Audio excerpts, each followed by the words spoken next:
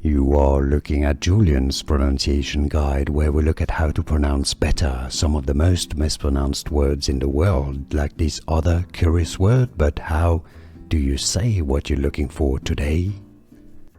Name pronunciation. This is a name from French.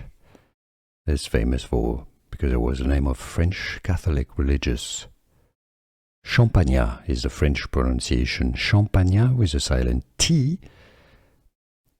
In English, it's often pronounced as Champagnat, pronouncing the T.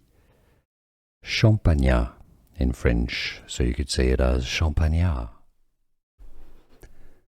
Name pronunciation. This is a name from French.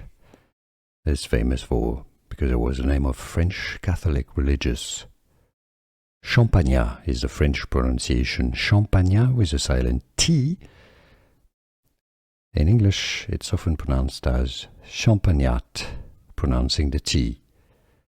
Champagnat in French, so you could say it as Champagnat. Here are more videos on how to pronounce more confusing words and names too many mispronounced. Like this video if you found it useful. I appreciate your support. I'll see you soon and thanks for watching.